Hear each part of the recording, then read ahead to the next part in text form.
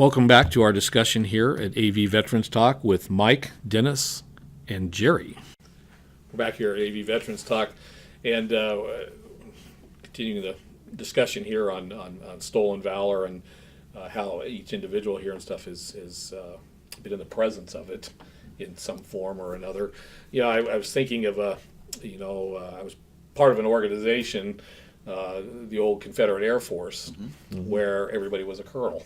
Okay. Kentucky colonels, yeah. Kentucky colonels, right? You know, so you would show up at events and things like that, and you say, like, well, you know, I'm a colonel, you know, but in reality you're not, but in this organization you are.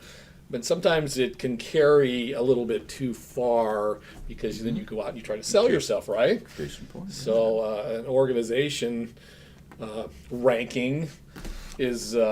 Fraternal organizations are different. Yes, they are. But the main thing is that whatever your service was, you know, the American Legion is for all veterans who served in a time of war, but were not necessarily in a combat theater. Correct. Veterans of Foreign War has a different bar. You need to have been serving in a combat theater to be in the VFW. Mm-hmm.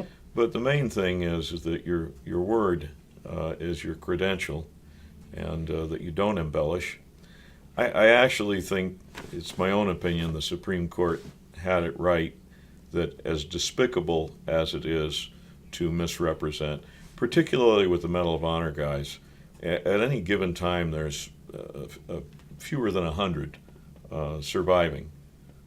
Staff Sergeant Salvador Junta, when he was awarded his medal about 5 years ago, he said, "I'm being awarded for what was the worst day of my life, but this is the award that goes to everyone who was there that day, who did or did not come back."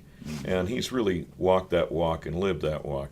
That's why the Medal of Honor imposters are so dishonorable, and it's why the fake SEALs and the phony Rangers and the phony Green Berets are contemptible.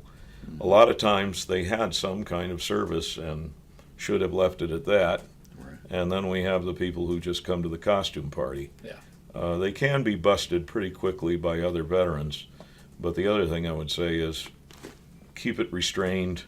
Try to keep it off YouTube. Don't go to blows. Just let people know where they stand. Yeah. And then walk away. Yeah. I know that one of the aspects of the addressing it for the freedom of speech aspect, Sure. you being a newsman and stuff, you know, you Right, for a long time. you a long time Still. you still are. You're still writing good stuff, and you know, it's very important that certain rights are protected because we do live in the world of free speech here, First Amendment right there. But when we have situations arrive like individuals running for political office, Oh boy. that you know are going to stand in front of go up to a podium and present themselves, and then you're going to get the ooh-ah effect by an adoring public to say, like, this is the guy I want to elect because he represents the very best. That's a hard, you know, to get up there and lie, you know, which is a protected speech, you know, is troubling for a lot of us, correct? Yeah, so They do tend to get caught. They do tend to get caught, yes, and very quickly, thank God, in some aspects. But when you get into offbeat communities where people aren't really savvy, you know, to military aspects, you know, you kind of hope that they do get caught. But you know, I just you know, we're moving on in society where you know, people are using everything in their arsenal to achieve some type of a goal somewhere, and by doing things like that, it really hurts those of us, people that have served honorably. Thank you for joining us for this installment of AV Veterans Talk here at Aerotech News.